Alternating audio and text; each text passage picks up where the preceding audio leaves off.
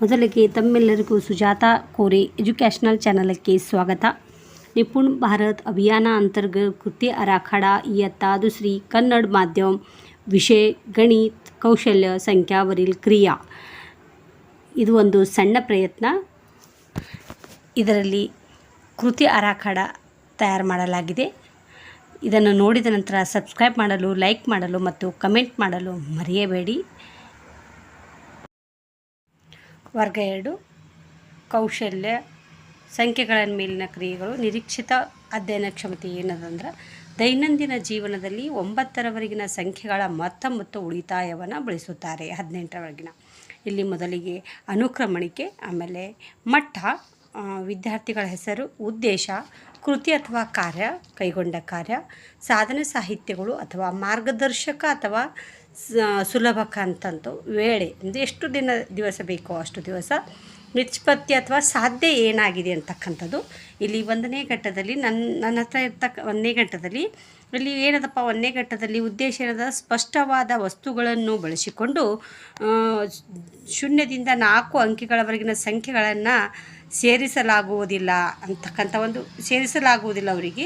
ಅದನ್ನು ಮಾಡಬೇಕಾದ್ರೆ, ಈ ಉದ್ದೇಶವನ್ನು ಸಾಧನೆ ಮಾಡಬೇಕಾದ್ರೆ ನಮಗೆ ಮಾಡಬೇಕಾದಂಥ ಕಾರ್ಯ ಏನಪ್ಪ ಅಂದ್ರೆ ಮೌಖಿಕವಾಗಿ ಕೇಳುವುದು. ಯಾವುದು? 4 ಕಡ್ಡಿಗಳಲ್ಲಿ ಮತ್ತು 2 ಕಡ್ಡಿಗಳು ಸೇರಿದಾಗ ಎಷ್ಟು, 2 ಮಣಿಗಳು ಮತ್ತು 1 ಮಣಿ ಕೂಡಿ ಎಷ್ಟು, 3 ಚಾಕ್ಲೇಟ್ ಮತ್ತು 2 ಚಾಕ್ಲೇಟ್ ಎಷ್ಟು, 2 ಹರಳುಗಳು ಮತ್ತು 1 ಹರಳು ಕೂಡಿ ಎಷ್ಟು, 1 ಪೆನ್ನು ಮತ್ತು 2 ಪೆನ್ನು ಕೂಡಿ ಎಷ್ಟು. ಇಂಥ ಅನೇಕ ಸಮಸ್ಯೆಗಳನ್ನು ನಾವು ಅನೇಕ ಸಂಖ್ಯೆಗಳನ್ನು ನಾವು ತಯಾರು ಮಾಡಿ ಕೇಳ್ಬೋದು. ಅದ್ರಲ್ಲಿ ಬಳಸ್ತಕ್ಕಂಥ ವಸ್ತುಗಳು ಏನೇನು, ಸಾಹಿತ್ಯಗಳೇನು, ವಸ್ತುಗಳು ಆಗಿರಬೇಕು, ಹರಳು, ಚಿತ್ರ, ಕಡ್ಡೆ ಅಥವಾ ಸಂಚು, ನಿಮಗೇನು ಅನುಕೂಲ ಇದೆ ಅದನ್ನು ಇಲ್ಲಿ ಬರಿಬೋದು. ಸುಲಭಕ ಯಾರಪ್ಪ ಅಂದ್ರೆ ಶಿಕ್ಷಕರ ವೇಳೆ. ಇಲ್ಲಿ 15 ದಿನಗಳ ಕಾಲವನ್ನು ನೀವು ತೆಗೆದುಕೊಳ್ಳಬಹುದು.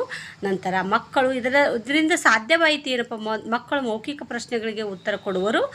0ದಿಂದ 4ರವರೆಗಿನ ಅಂಕಿಗಳ ಪರಿಚಯ ಮಾಡಿಕೊಳ್ಳುವರು. ಇದೇ ರೀತಿಯಾಗಿ 2ನೇ ಘಟ್ಟ, ಇದು 2ನೇ ಘಟ್ಟ, ಇದು 3ನೇ ಘಟ್ಟ, ಇದು 4ನೇ ಘಟ್ಟ ನೋಡಿರಿ, 4ನೇ ಘಟ್ಟ. ಆಮೇಲೆ ಇದಾದ ನಂತರ 5ನೇ ಘಟ್ಟ, 5ನೇ ಘಟ್ಟ, 6ನೇ ಘಟ್ಟದಲ್ಲಿ ಬರ್ತಕ್ಕಂಥದ್ದು. ಇಲ್ಲಿ 7ನೇ ಘಟ್ಟ, ಇದು ಬರ್ತಕ್ಕಂಥದ್ದು 8ನೇ ಘಟ್ಟ. ಈಗ ನನ್ನಲ್ಲೇ ವಿದ್ಯಾರ್ಥಿ 8ನೇ ಘಟ್ಟದಲ್ಲಿದ್ದಾರೆ. 8ನೇ ಘಟ್ಟ ಅವರಿಗೆ ಬರ್ತಕ್ಕಂಥದ್ದು. ಇಲ್ಲಿ 9ನೇ ಘಟ್ಟದಲ್ಲಿ ಇರ್ತಕ್ಕಂಥ ವಿದ್ಯಾರ್ಥಿ ಅಹಾನ್ ಇಬ್ರಾಹಿಂ ನದಾಫ್ ಮತ್ತು ಸ್ವಾತಿ ಫಕೀರೇಶ್ ಕೇರೂರ್, ಇವರು 9ನೇ ಹಂತದಲ್ಲಿದ್ದಾರೆ. ಅವ್ರಿಗೆ ಉದ್ದೇಶ ಏನದಪ್ಪ ಅಂದರೆ ಚಿಹ್ನೆಗಳನ್ನು ಬಳಸಿಕೊಂಡು 0ರಿಂದ 4ರವರೆಗಿನ ಸಂಖ್ಯೆಗಳನ್ನು ಕಳೆಯಿರಿ ಅಂತಕ್ಕಂಥದ್ದು. ಇಲ್ಲೇನು ಮಾಡ್ತಾರೆ ಅವರು, ವಸ್ತುಗಳನ್ನು ಕೊಂಡು ಶೂನ್ಯ ಸಂಖ್ಯೆಗಳ ಲೆಕ್ಕ ಮಾಡುವರು. ವಸ್ತುಗಳನ್ನು ಉಪಯೋಗಿಸಿಕೊಂಡು 0ರಿಂದ 4ರವರೆಗಿನ ಸಂಖ್ಯೆಗಳನ್ನು ಅವರು ಕಳೆಯುವಂಥ ಲೆಕ್ಕ ಮಾಡುವರು. ಇಲ್ಲಿ ನೋಡಿ, ಚಿತ್ರಗಳ ಕಾಡು, ಕಲ್ಲು, ಕಡ್ಡಿ, ಕಾಳು, ಅದು ಸಹ ಶಿಕ್ಷಕ, ಮಾರ್ಗದರ್ಶಕ ಯಾರು? ಶಿಕ್ಷಕ. ಇಲ್ಲಿ 20 ಮಾರ್ಚ್ನಿಂದ 5 ಮಾರ್ಚದವರೆಗೆ ಸಾಧ್ಯ ವಸ್ತುಗಳನ್ನು ಬಳಸಿಕೊಂಡು 0ರಿಂದ 4ರವರೆಗಿನ ಅಂಕಿಗಳ ವಜಾಬಾಕಿ ಮಾಡುವರು ಅಂತಕ್ಕಂಥದ್ದು. ಅವರು ಮುಂದೆ ಅವರು ಇಲ್ಲಿ 10ನೇ ಸ್ಟೆಪ್ಪಿಗೆ ಬರ್ತಾರೆ, 10ನೇ ಮಟ್ಟಕ್ಕೆ. ಅಲ್ಲಿ ದೈನಂದಿನ ಜೀವನದಲ್ಲಿ ಬರ್ತಕ್ಕಂಥ ಶಾಬ್ದಿಕ ಉದಾಹರಣೆಗಳನ್ನು 0ದಿಂದ 9ರವರೆಗಿನ ಬರ್ತಕ್ಕಂಥ ಸಂಖ್ಯೆಗಳನ್ನು ಉಪಯೋಗಿಸಿಕೊಂಡು ಮಾಡ್ತಕ್ಕಂಥದ್ದು.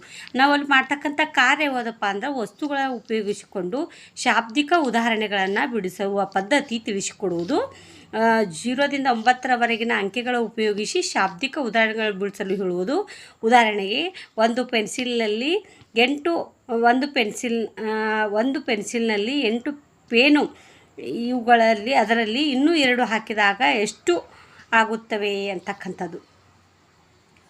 ಶಾಬ್ದಿಕ ಉದಾಹರಣೆ, 1 ಪೆನ್ಸಿಲ್ ಮತ್ತು 8 ಪೆನ್ನು, ಇನ್ನೂ ಅದರಲ್ಲಿ 2 ಹಾಕಿದೆವು ಅಂದರೆ ಎಷ್ಟಾಯ್ತಪ್ಪ ಅಂತಕ್ಕಂಥದ್ದು. ಇಲ್ಲಿ ಏನಾಗ್ತದೆ, ಉದಾಹರಣೆ, ಶಾಬ್ದಿಕ ಉದಾಹರಣೆ ಬಿಡಿಸಲು ಅವರು ತಯಾರಾಗುತ್ತಾರೆ ಅಂತ. ಅದರ ಮುಂದಿನ ಸ್ಟೆಪ್ಪು ಇಲ್ಲದ ಉದ್ದೇಶ 0ರಿಂದ 9ರವರೆಗಿನ ಸ್ಪಷ್ಟವಾದ ವಸ್ತುಗಳನ್ನು ಬಳಸಿಕೊಂಡು, ಅಂದರೆ ವಸ್ತುಗಳನ್ನು ಕೈಯಲ್ಲಿ ತೆಗೆದುಕೊಂಡು 0ರಿಂದ 9ರವರೆಗಿನ ಸಂಖ್ಯೆಗಳನ್ನು ಕಳೆಯುವಂಥ ಲೆಕ್ಕವನ್ನು ಮಾಡ್ತಾರೆ ಇಲ್ಲಿ ಈ ಘಟ್ಟದಲ್ಲಿ. ಅಂದರೆ ಈ ಘಟ್ಟದಲ್ಲಿ ಬರ್ತಕ್ಕಂಥದ್ದು ಉಪಯೋಗಿಸಿ ನಿಮ್ಗೆ ಬೇಕಾದ ಇನ್ನೂ ಅನೇಕ ಲೆಕ್ಕಗಳನ್ನು ನೀವು ಇಲ್ಲಿ ಬರಿಬೋದು. ಇಲ್ಲಿ 13ನೇ ಸ್ತರ ಇದೆ. ಏನಂದ್ರೆ ದೈನಂದಿನ ಜೀವನದಲ್ಲಿ ಅಷ್ಟು ಅವರಿಗೆ ಅಧ್ಯಯನ ನಿಷ್ಪತ್ತಿ ಏನು ಸಾಧ್ಯ ಮಾಡಬೇಕಾಗಿದೆ ಅಂದರೆ 2ನೇ ವರ್ಗದವರಿಗೆ ದೈನಂದಿನ ಜೀವನದಲ್ಲಿ ಸಂದರ್ಭದಲ್ಲಿ 0ದಿಂದ 9ರವರೆಗಿನ ಅಂಕೆಗಳ ಶಾಬ್ದಿಕ ವ್ಯವಕಲನವನ್ನು ಅವರು ಮಾಡಬೇಕು. ರಮೇಶನ ಕಡೆ 9 ಪೆನ್ಸಿಲ್ ಇದೆ. ಅದರಲ್ಲಿ